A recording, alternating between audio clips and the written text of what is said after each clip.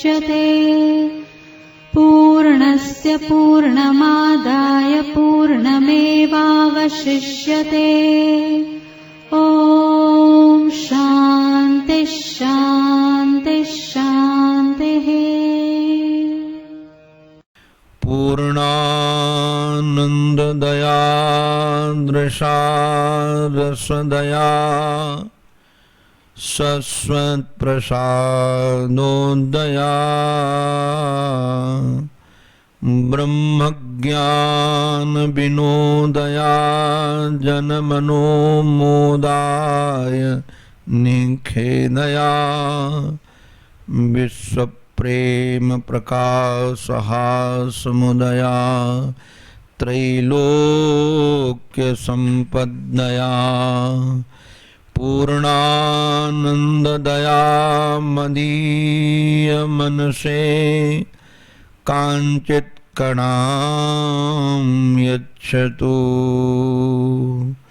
ॐ नमः श्री परमहंसास्वादित चरणकमलचिन्मकरन्दाय भक्तजनमानसनिवासाय श्रीरामचन्द्राय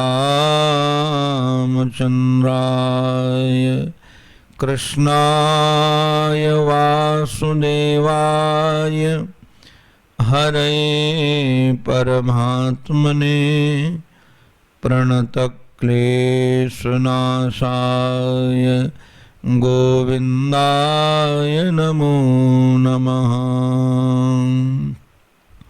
सद्गुरुं सद्गुणाधारं ध्यानगम्यं निरञ्जनम् अखण्डानन्दपादं वै भूयो भूयो नमाम्यहम्। श्री अखण्डानन्द पादं वै भूयो भूयो नमाम्यहम्। श्रीमन्नारायण नारायण नारायण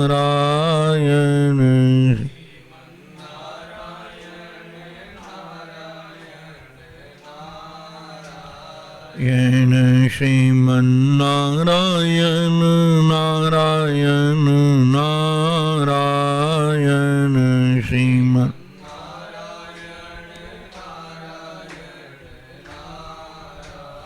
येन लक्ष्मीनारायण नारायण नारायण लक्ष्मीनारायण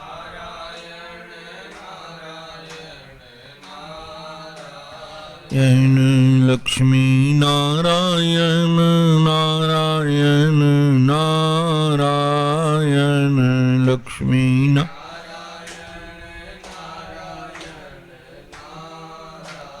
येन श्रीमन्नारायण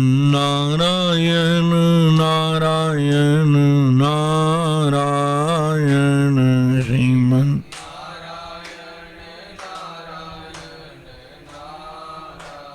येन सद्गुरु नारायण नारायण नारायण सद्गुरु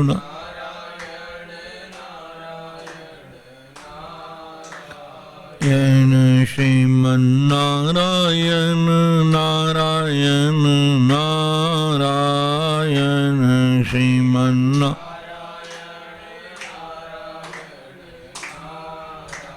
येन श्रीमन्नारायण नारायण नारायण श्रीमन्नारायण बोलो भक्तवत्सल भगवान की, सद्गुरुदेव भगवान की, श्री प्रेमपुरी जी महाराज की, नमः पार्वती पतये हर हर महादेव हर हर महादेव हर हर महादेव।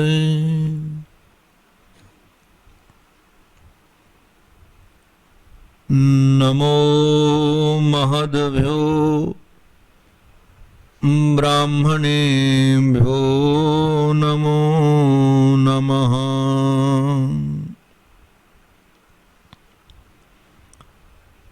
सनातन धर्म की एक दिव्य परंपरा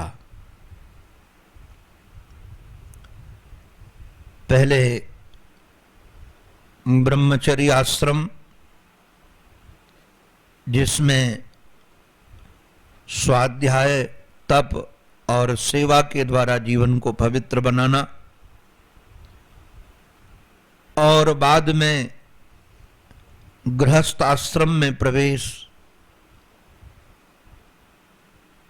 उसका उद्देश्य इंद्रिय तृप्ति नहीं, संतानोत्पत्ति। क्योंकि आज तक तो इंद्रियां किसी की तृप्त हुई नहीं है और हो सकती भी नहीं है। हमारा चंचल मन संसार में इधर उधर न भटके, इसके लिए विवाह में प्रवेश, किंतु आजीवन पर्यंत उसमें प्रविष्ट रहने की आवश्यकता नहीं है। इसलिए इस दिव्य दंपत्ति ने, जिन्हें हम देहूति और करदम के रूप में जानते हैं, संतानोत्पत्ति के बाद और भगवान की प्राप्ति के बाद भगवान की आज्ञा स्वीकार करके महात्मा करदम यति बन गए, सन्यासी बन गए, विरक्त बन गए। भगवान का अवतार सांख्य शास्त्र के विस्तार के लिए समय हुआ है। भगवान कपिल चाहते हैं कि सांख्य शास्त्र की श्रोता कोई दिव्य होनी चाहिए, और उस समय सांख्य शास्त्र की श्रोता दिव्य मां से अतिरिक्त उन्हें कौन मिल सकता था, जिनका जीवन दिव्यता की ही परिभाषा है। उनका संयम, उनकी सहन शक्ति, उनका त्याग, उनका समर्पण, उनकी सेवा अद्भुत है।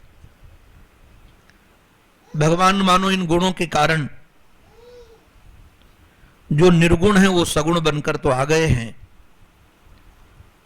और अब अपने मां को गुणातीत बनाना चाहते हैं।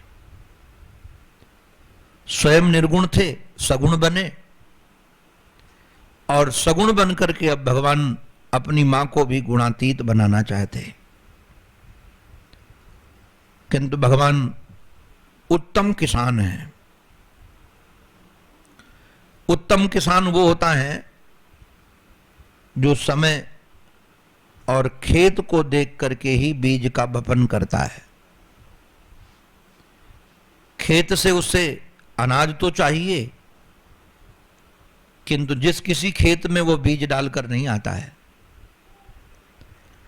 अथवा किसी भी मौसम में कोई भी बीज ऐसे नहीं बो देता है। समय की प्रतीक्षा करता है चतुर किसान। वैसे ही गुरुजन भी शिष्य को संवारने के लिए समय की प्रतीक्षा करते हैं।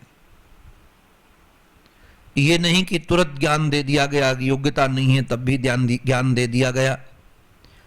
योग्यता हीन व्यक्ति को ज्ञान दिया जाएगा तो अभिमान का कारण बन जाएगा, अभिमान पतन का कारण बनेगा। इसलिए समय चाहे कितना लग जाए, गुरु अपने शिष्य की तैयारी की प्रतीक्षा करता है। समय चाहे कितना लग जाए, योग्य किसान अच्छी फसल उत्पन्न करने के लिए पहले खेती को तैयार करता है, प्रतीक्षा करता है, उसके बाद समय की प्रतीक्षा करता है। भगवान उसी प्रतीक्षा के लिए तस्मिन बिंदु सरेदवासीद भगवान कपिल केल, इसलिए भगवान कपिल बिंदु के तट पर, बिंदु सरोवर के तट पर प्रतीक्षारत हैं कि मां के जीवन में जिज्ञासा जगे। जैसे प्यास जगती है तो उसका नाम पिपासा होता है, वैसे ही जानने की जब उत्कट जिज्ञासा जगती है उसी का नाम जिज्ञासा है, उत्कट जानने की इच्छा। भगवान कपिल जानते थे कि बिना जिज्ञासा के यदि मैं ज्ञान दूंगा तो ज्ञान किसी काम का नहीं होगा। हम अनुभव करते हैं, भूख लगी हो तो जो भी भोजन मिल जाता है बहुत स्वादु लगता है, वो स्वाद भूख का है। और यदि भूख न लगी हो तो अमृत भी कोई पिलाना चाहे तो उसमें भी कोई न कोई टिप्पणी कर दी जाएगी, ये पात्र साफ नहीं है, ये बनाने का ढंग ठीक नहीं है, तुम हाथ धो करके नहीं लाए हो, आदि आदि जो उसमें कमियां निकाली जाएंगी, निश्चित रूप से भूख की कमी का ही द्योतक है। हम लोगों ने बचपन में सुना था, नींद न देखे टूटी खाट, नींद न देखे टूटी खाट और भूख न देखे जूठी थाल। बहुत भूख लगी हो तो व्यक्ति विचार नहीं कर पाता। ऐसे जब तक जिज्ञासा न हो, खूब प्यास होनी चाहिए परमात्मा को जानने की, बहुत प्यास हो, अनंत प्यास हो परमात्मा को जानने के लिए, उसी का नाम जिज्ञासा है। भगवान समझते थे कि मां को प्यास जगे, और निश्चित रूप से परमात्मा की प्यास व्यक्ति को तब जगती है जब जीवन की आस न रहे अथवा संसारियों की आस समाप्त हो जाए। हम लोगों को जब तक संसारियों की आशा रहती है तब तक परमात्मा से आशा जुड़ती नहीं है। आप इसको अच्छे ढंग से देख सकते हैं। गजेंद्र को जब तक परिवार वालों से आशा रही तब तक उसने परमात्मा को नहीं पुकारा। द्रौपदी को जब तक परिवार वालों की आशा रही तब तक उसने परमात्मा को नहीं पुकारा।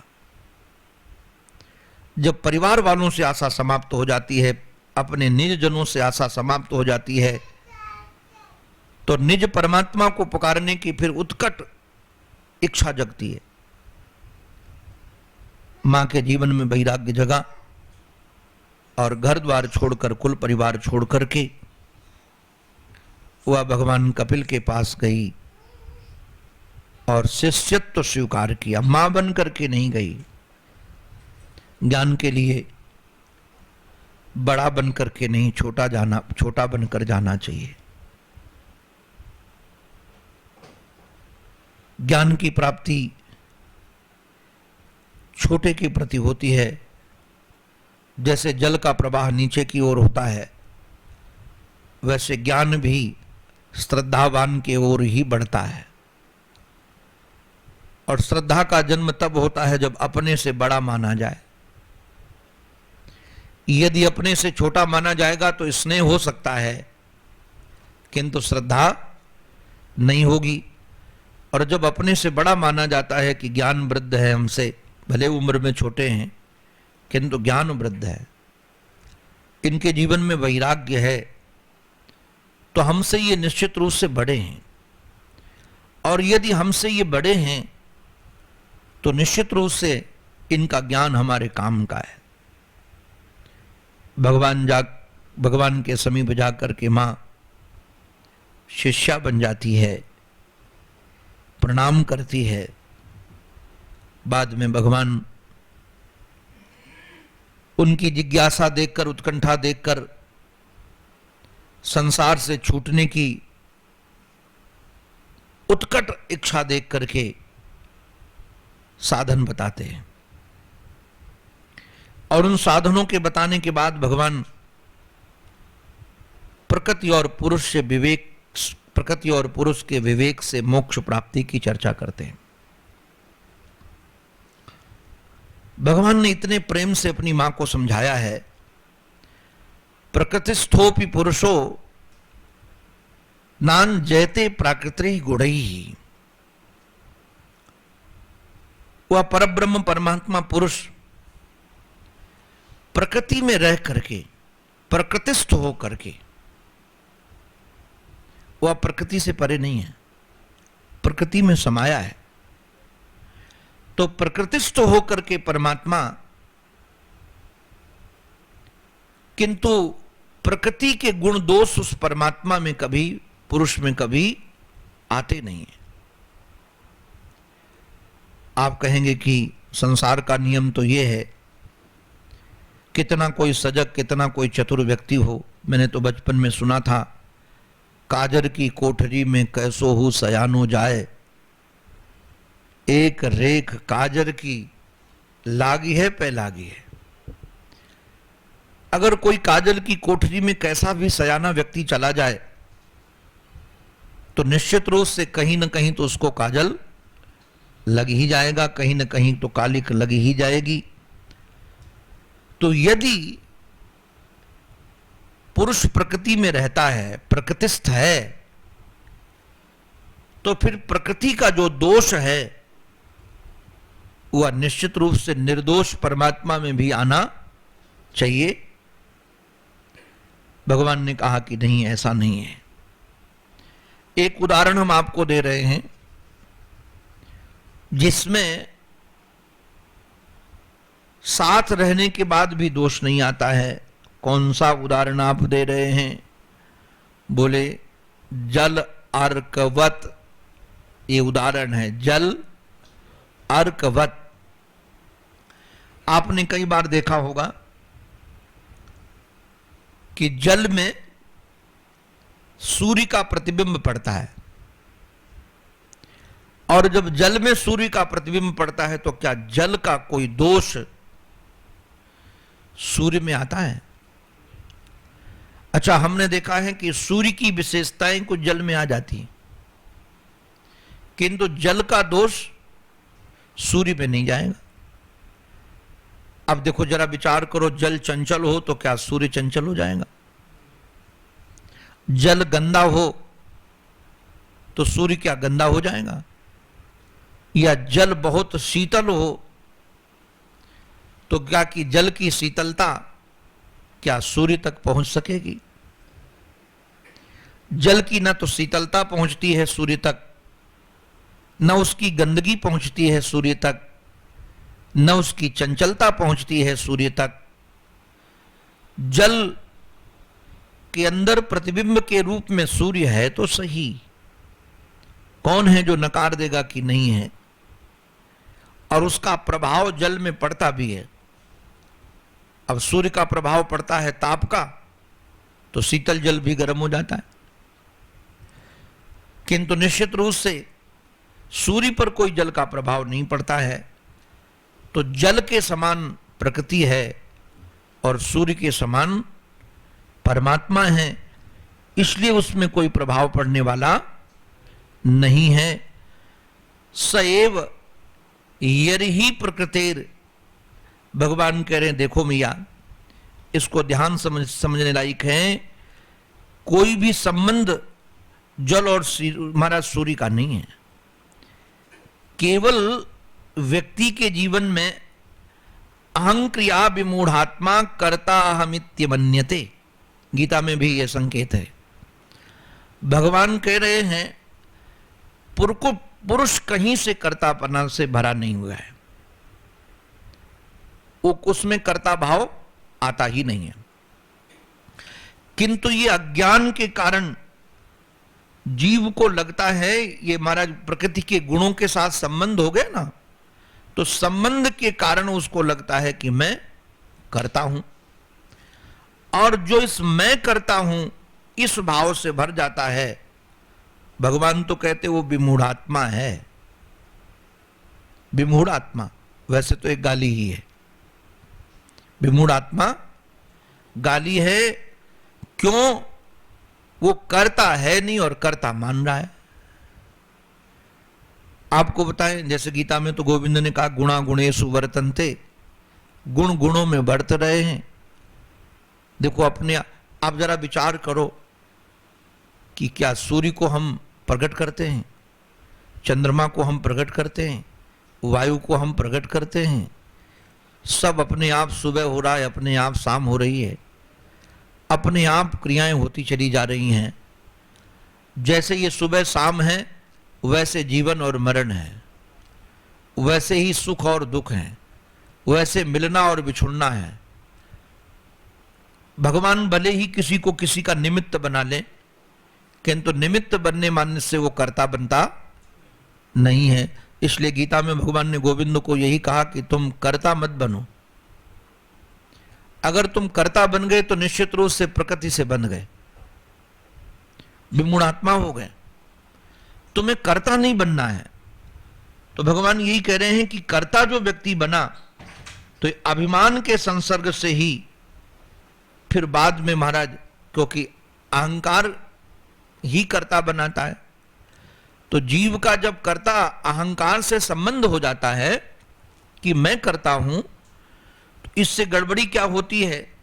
इससे गड़बड़ी यही होती है बंधुओं कि उसके बाद वह व्यक्ति पुण्य और पाप का भागीदार बनता है। और पुण्य का पाप का भागीदार बनेगा, स्वाधीनता चली जाएगी, शांति चली जाएगी। जहां आप अपने को कर्ता भाव से भरे तो सबसे बड़ी जो हानि है वो आपकी स्वाधीनता की है और आपकी शांति की है। बाद में उत्तम, मध्यम और नीच योनियों में जन्म लेना पड़ेगा, क्योंकि जैसे जैसे आपने उत्तम, मध्यम, नीच कर्म किए हैं, उन कर्मों का भोग भोगने के लिए तत्त आपको योनियों में जाना पड़ेगा। और ये योनियों का जाना फिर जल्दी रुकने वाला नहीं है। कितने लाखों हजारों वर्ष तक चलेगा उसका पता नहीं है। इसलिए सजग होकर के व्यक्ति अपने को सावधान बना करके ये काम करे, क्योंकि अर्थे ह्यविद्यमानोपि संसृति न निवर्तते।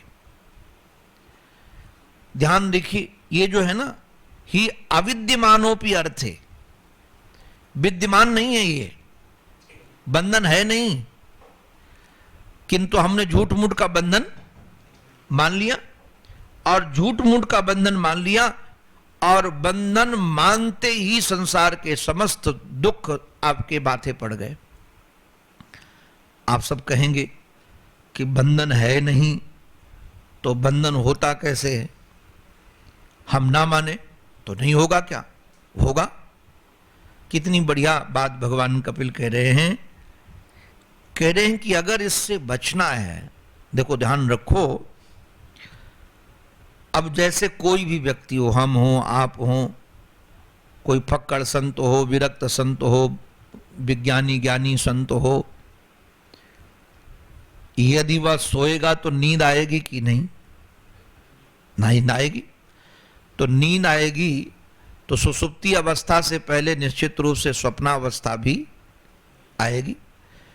और स्वप्नावस्था में उसको अच्छे बुरे पूर्व जन्म के संस्कारों के आधार पर स्वप्न भी आएंगे। हमने अच्छे अच्छे महात्माओं को देखा है स्वप्नों में बंधे हुए। एक महापुरुष की सेवा में मैं रहा, वो रात्रि में चिल्लाने लगते थे, मारो मारो इसको, पकड़ो। मैं सेवा में था तो और वो गहरी नींद में होते थे और मेरी नींद खुल जाती थी, क्योंकि एक ही कमरे में नीचे सोता था। वो कहते थे मारो मारो, पकड़ो, भाग न जाए, छोड़ना मत इसको। और गहरी नींद में होते थे और गहरी नींद में उनको चलने की भी आदत थी, नींद में ही चल पड़े। तो अब हमको पता है, अच्छा वो महात्मा बहुत दिव्य थे। जब वो मारो मारो करते थे, पकड़ो पकड़ो, भाग न जाए, तो मेरी नींद खुल जाती थी। तो मैं पैर पकड़ करके उनको जगाता था और जगा करके मुस्कुरा के कहता था, महाराज जी वो भाग गया। तो कहते थे कौन भाग गया? तो हमने कहा जो आपको स्वप्न में परेशान कर रहा था, जिसको आप कह रहे थे कि मारो मारो, पकड़ो पकड़ो, तो हंस करके कहते थे पता नहीं ये कहाँ से संस्कार आता है और ये स्वप्न हमको आता है। अब पूर्व जन्म का कोई संस्कार रहा होगा, कोई प्रबल चित्त में बैठा हुआ संस्कार। तो जैसे महापुरुष हो जाने के बाद भी आपके जीवन में स्वप्न दोष होगा, निद्रा दोष, स्वप्न दोष कहना ठीक नहीं, आजकल स्वप्न दोष तो वो रूढ़ी शब्द हो गया है, रूढ़ी हो गया, क्योंकि शब्द कहीं रूढ़ी हो जाते हैं फिर उसका भी ध्यान, इसलिए निद्रा दोष ही कहना उसका सबसे अच्छा अर्थ है, निद्रा दोष हो गया। अब यदि निद्रा दोष हो गया, वैसे तो स्वप्न अपने में ही दोष है, वो कोई साधन नहीं है या सुख का कारण नहीं है, उससे तो निद्रा जो है पूर्ण नहीं होती है, अनिद्रा में अधिकतर रहता है। और जो जितना सोता है महाराज जी वो इतना उसमें स्वप्न में रहता है। जो ज़्यादा 6-7 घंटे से ज़्यादा कोई गृहस्थ भी सोए, ये बच्चे आदि जो सोते हैं ना बहुत घंटों तक महाराज, 9 बजे 10 बजे तक, तो गहरी नींद में नहीं होते हैं, ये स्वप्न में ही होते हैं। आप लोग स्वयं देखना, अनुभव करना, ज़्यादा सोने के बाद आपकी थकान मिटती नहीं, थकान और हो जाती है। एक सीमा के अंदर जितनी गहरी नींद आए, हमने तो देखा है ड्राइवरों को, झपकी आ रही हो तो चतुर ड्राइवर गाड़ी खड़ा कर देता है और थोड़ी सी झपकी ले लेता है, और जैसे झपकी लेगा तो 15-20 मिनट की झपकी उसकी इतना काम करती है कि सारी थकान मिटा देती है। वो लेना भी चाहिए। तो जो सीधे गहरी नींद में नहीं जाता वह स्वप्न के दोष से, अर्थात ये स्वप्न उसके अंतःकरण में आकर बैठ जाता है। और स्वप्न यदि अंतःकरण में बैठ गया तो सच में बताओ, स्वप्नावस्था में आपने सबने स्वप्न देखा है क्या? जो जो भय के पदार्थ वहां होते हैं वो सच में होते हैं? अथवा जो प्रेम देने वाले लोग होते हैं वो क्या सच में होते हैं? तुलसीदास जी महाराज ने बड़ा सुंदर उदाहरण दिया, स्वप्ने होए भिखारी नृप राज रंक पति होए। स्वप्ने होए भिखारी नृप राज रंकपति होए। तुलसीदास जी महाराज को भी अद्भुत है, राजा को रंगपति कह रहे, गरीबों का सरदार। उसमें भी पति तो कम से कम लगा दिया कि सामने वाला सोचेगा कि ये जो है रंगपति माने कोई बहुत बड़ा व्यक्ति है। जैसे कहें, कोई कहे धनपति, ये महाराज धनपति जी हैं, ये अरबपति जी हैं, तो कोई आए तो बोले महाराज ये रंगपति हैं। एक महात्मा ऐसे बोलते थे, जैसे कोई भक्त आए और कोई गरीब व्यक्ति हो और उसकी उपेक्षा हो तो कहते थे अरे तुम जानते नहीं हो ये रंगपति हैं। मैंने सोचा रंगपति क्या होता है? लखपति तो सुना था, अरबपति तो सुना था, किंतु ये रंगपति क्या है? बाद में पता चला ये तुलसीदास जी महाराज वाला रंगपति है कि जैसे राजा स्वप्नावस्था में भिखारियों का सरदार बन जाए, भिखारियों का सरदार बन जाए, तो जागे लाभ न हानि कछु जिमि प्रपंच जग जोई। महाराज जागने के बाद कोई हानि या लाभ नहीं है, ना हानि। अच्छा, स्वप्न का तो हानि भी नहीं, लाभ नहीं।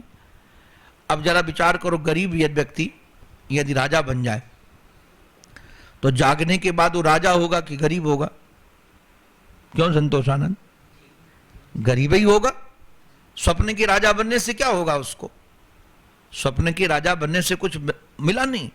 और कोई राजा हो और स्वप्न में भिखारी बन जाए तो जागने के बाद वो भिखारी नहीं होगा, वो राजा ही होगा। इसलिए ध्यान देने लायक बात यह है कि व्यक्ति के जैसे ये सोने का जो आपको अनुभव है स्वप्न में, वैसे ये संसार प्रकृति का सारा अनुभव है। ये महाराज यहां है तो कुछ नहीं, अविद्यमानोप ये शब्द प्रयोग किया है, संसृतिर न निवर्तते। ये संसार अविद्यमान है, विद्यमान ही नहीं है। कमाल की बात है। वो हमारे पूज्य स्वामी हंसानंद जी महाराज सुनाते थे, एक बंध्या का बेटा महाराज कुछ पुष्प लेने गया। एक बंध्या का बेटा आकाश पुष्प लेने के लिए गया, तो रास्ते में उसको खरगोश ने सींग मार दी। अब उस बेचारे का पेट फट गया। बंध्या का बेटा आकाश पुष्प खरीदने गया और खरगोश ने मार दी सींग, तो पेट फट गया। अब महाराज उसने क्या किया, तो चांदी, हमारा जो सीपी की चांदी लेकर खरीदने गया दवा, और दवा गया कहां खरीदने के लिए, गंधर्व नगर में। सीपी की चांदी ले धायो गंधर्व नगर में। अब जरा विचार कीजिए, सुनने में तो कहानी लग रही बहुत बढ़िया कि कोई होगा महाराज ऐसा बेटा बंध्या का, और वो सचमुच में आकाश पुष्प लेने के लिए गया होगा, और वहां खरगोश ने सींग मार दिया होगा, और बाद में हमारा सीपी की चांदी लेकर के गंधर्व नगर में बेचारा गया कि दवा मिल जाए। और दवा भी क्या बताई, दवा भी वैद्य ने जो उसको बताई वो भी खापुष्प की बताई, आकाश पुष्प की, कि आकाश पुष्प को महाराज जला करके उसकी दवा राख ले लो। अब कहानी तो बहुत बढ़िया है, किंतु अब विचार करने लायक है कि आप लोग जरा सोचो, अगर बंध्या का पुत्र हो तो बंध्या ही क्यों होगी? अगर पुत्र है तो अभिप्राय बंध्या का पुत्र होता है नहीं, और आकाश में भी कोई पुष्प होता नहीं। अब जरा विचार करो, और सीपी की चांदी नहीं होती, गंधर्व नगर भी नहीं होता, गंधर्व नगर भी बनावटी है, और मानो कोई वैद्य दवा भी बताए तो कहां खरीदने के लिए जाएगा। ये सारे के सारे झूठे उदाहरण हैं। ऐसे जैसे ये सारे झूठे उदाहरण हैं, वैसे संसार का भी सारा का सारा खेल झूठा है। गजब की बात है महाराज, इतनी सीधी सरल बात है। इसलिए हमारे कपिल भगवान कहते हैं, अर्थेषु अर्थे ह्यविद्यमानोपि। ये विद्यमान नहीं अर्थ, ये है ही नहीं, किंतु संसृति न निवर्तते, उसके बाद भी जन्म मरण छूटता नहीं है। कमाल की बात है नहीं, और छूटता नहीं है। तो क्यों नहीं छूटता? बोले ध्यायतो विषयानस्य, ये विषयों का ध्यान करने के कारण है।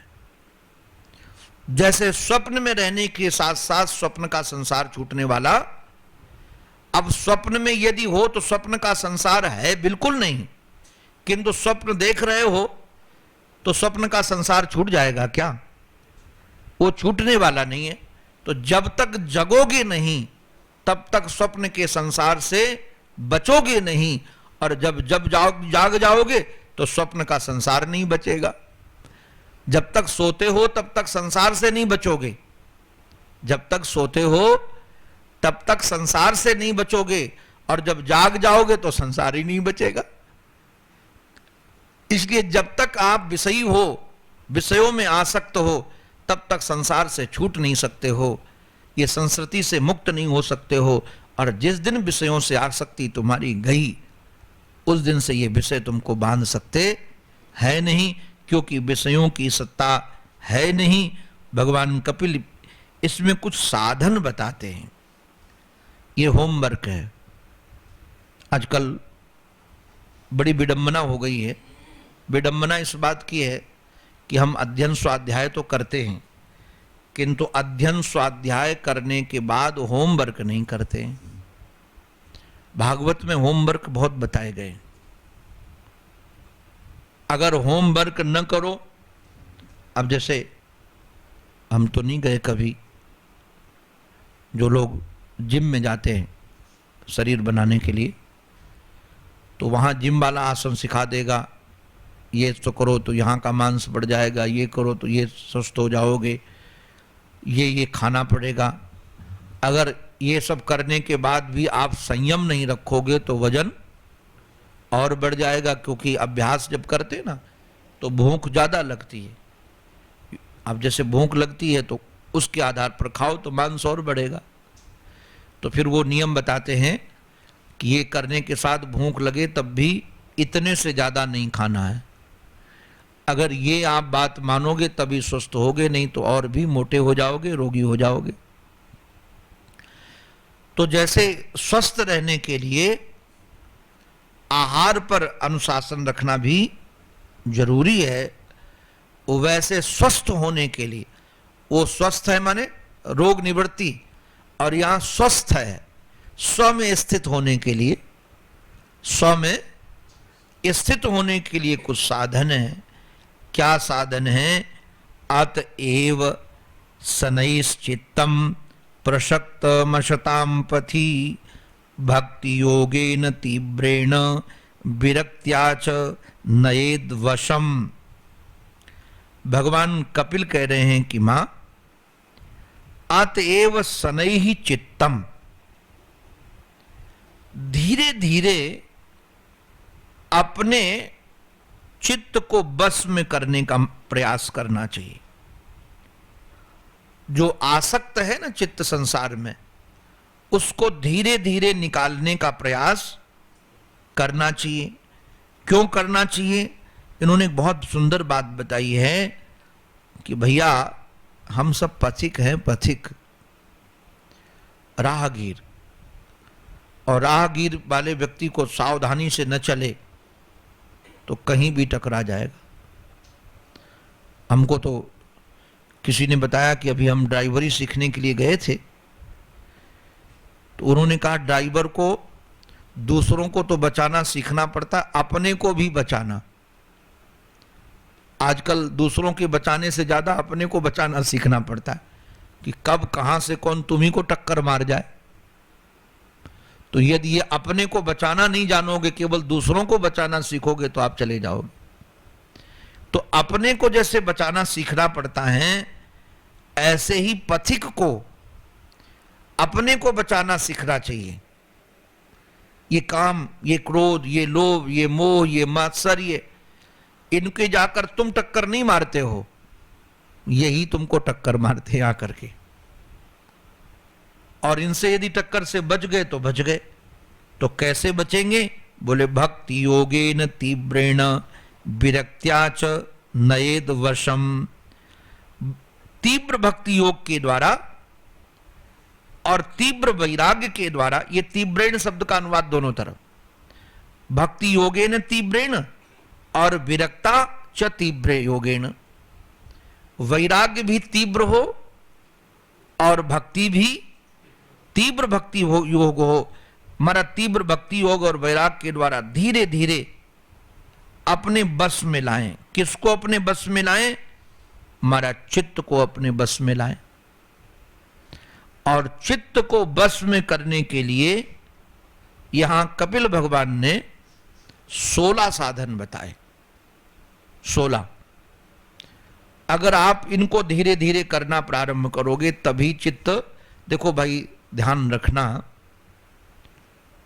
संपत्ति से सुख की सामग्री मिलती है, सुख नहीं। भोजन मिल जाएगा, सैया मिल जाएगी, कपड़े मिल जाएंगे। तो उस धन को कमाने के लिए हम आप सबको पुरुषार्थ करना पड़ता है कि नहीं?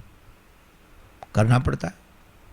हमारे यहां कहते थे कि एड़ी का पसीना चोटी तक, चोटी का पसीना एड़ी तक। अर्थात इतना पुरुषार्थ करो कि ऊपर से पसीना बह करके महाराज एड़ी तक पहुंच जाए। पुरुषार्थ तभी सब कुछ मिलता है। हम लोग महाराज दुनिया के लोगों को देखते हैं, परिवार को, बच्चों को, घर को, सबको छोड़े पड़े। क्यों पड़े हैं? पैसे के लिए। पूछो भाई पैसा क्यों चाहिए? बोले पैसा नहीं होगा तो घर मकान अच्छा नहीं बनेगा, समाज में इज्जत नहीं होगी, और परिवार का भरण पोषण करेंगे कैसे, पैसे बच्चों को पढ़ाएंगे कैसे, आदि आदि। ये सब चीजें पैसे से खरीदी जाती हैं। तो इन सब के पीछे क्यों आप लगे हुए हो? बोले सब ठीक होगा तो हम सुखी बनेंगे। किंतु गारंटी एक बात की आपको दे दें, हो सकता है कि आप पूरा जीवन पैसा कमाओ और तुम्हारे हाथ में सुख ना आए। किंतु ये कभी नहीं हो सकता है कि तुम साधन करो अध्यात्म के और तुम्हें सुख न मिले। मैं गारंटी से कहता हूं। अर्थ में तो हमें गारंटी नहीं है, क्योंकि हम बहुत बड़े बड़े पैसा वाले लोगों को देखा, रोते हुए देखा है। और मुझे कई बार आश्चर्य लगता है, पैसे से न तो मृत्यु टाली जा सकती है। अगर पैसे से मृत्यु टाली जाती तो ये बड़े बड़े उद्योगपति कभी मरते नहीं। और पैसे से अशांति भी नहीं टाली जा सकती कि भाई अशांति टाल दें, पैसा हमारे पास में हो। अगर अशांति टाली जाती तो प्रत्येक घर में लगभग झगड़े हैं। बाप की बेटा नहीं सुनता, बेटे की बाप नहीं सुनता, बेटियां नहीं सुनती, संतानें नहीं सुनती, सेवक नहीं सुनते, अशांत बैठे, पैसा खूब है। तो ये निश्चित रूप से पैसे से शांति खरीदी नहीं जा सकती है, सुख नहीं पाया जा सकता है। किंतु ये जो 16 साधन बताए हैं, इस 16 में कोई यदि 8 भी साधनों को पालन कर ले, अगर 16 का पालन करे तो 100% निश्चित रूप से आपकी उन्नति ही होगी। बिना वस्तु, बिना व्यक्ति, बिना स्थान के आप सुख में रह सकोगे। सबसे पहले साधन बताया यम और नियम, इंद्रिय संयम और मन संयम। और ये इनका जो अभ्यास करना है, ये यंत्रवत नहीं, श्रद्धा के साथ। ये जो यौगिक क्रियाएं हैं, इनके साथ जब श्रद्धा और विश्वास से आप लगोगे तब ज्यादा लाभ देते।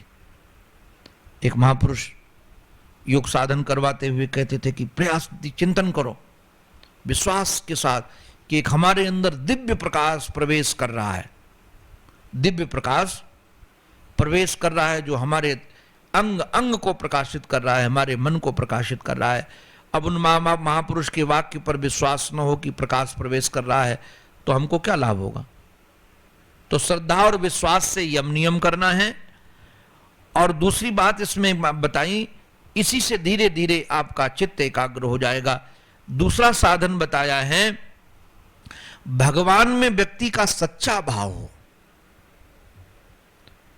बनावटी भाव नहीं, भगवान में व्यक्ति का सच्चा भाव हो। और तीसरा साधन है भगवान की कथा श्रवण करना। और चौथा साधन है समस्त प्राणियों में, संसार के जितने भी प्राणी हैं समस्त प्राणियों में समता का भाव रखना। पांचवा है किसी से भी वैर न करना।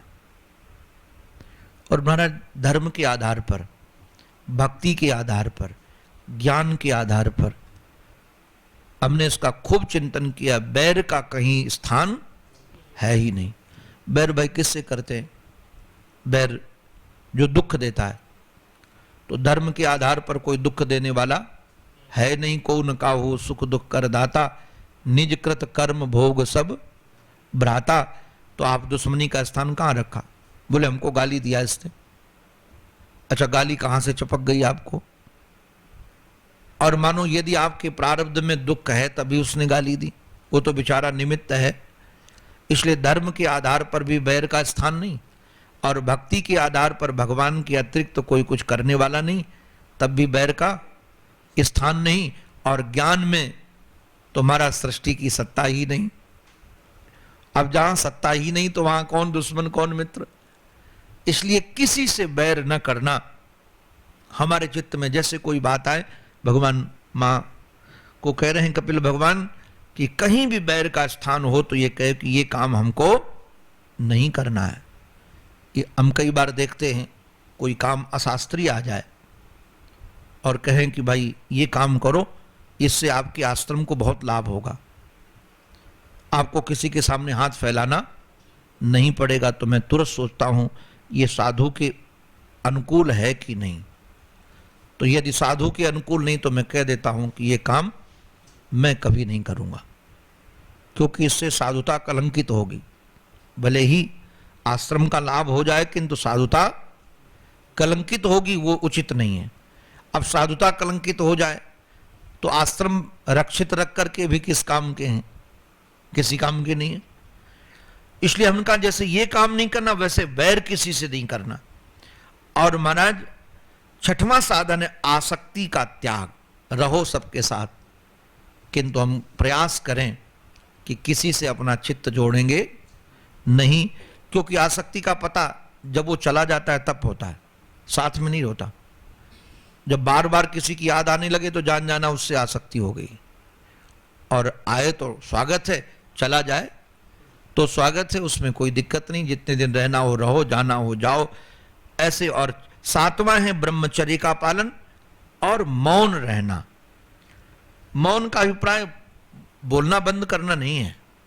मौन का महाराज लाभ इतना ही है, कार्य यह है कि अनावश्यक नहीं बोलना। अब सामने वाला व्यक्ति कुछ पूछ रहा है और उसमें आप एक वाक्य में उत्तर दे सकते हो, किंतु वो आप ना करके आप क्या करो कि महाराज तुरंत लेकर के लेखनी लाओ, स्लेट लाओ, ये लाओ, सर लाओ।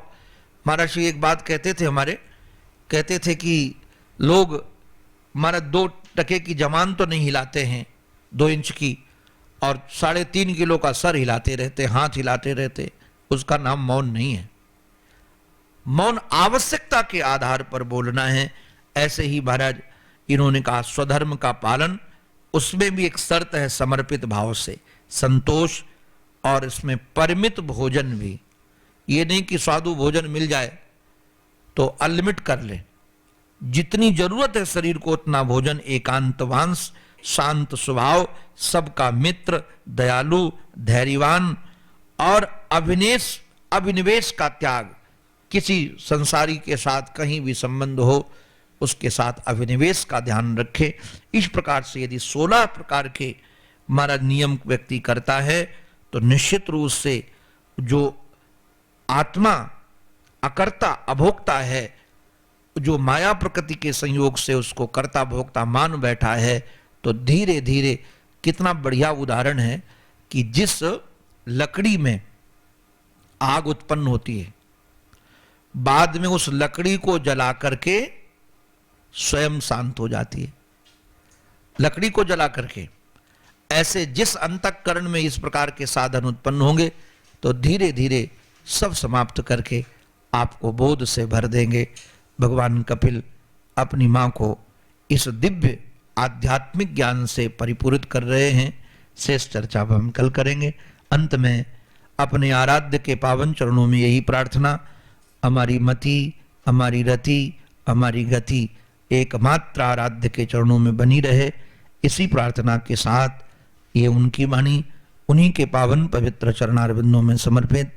बोलो भक्तवत्सल भगवान की, सद्गुरुदेव भगवान की, श्री वृंदावन बिहारी लाल की जय। जय श्री राधे, जय जय श्री राधे, जय जय श्री राधे।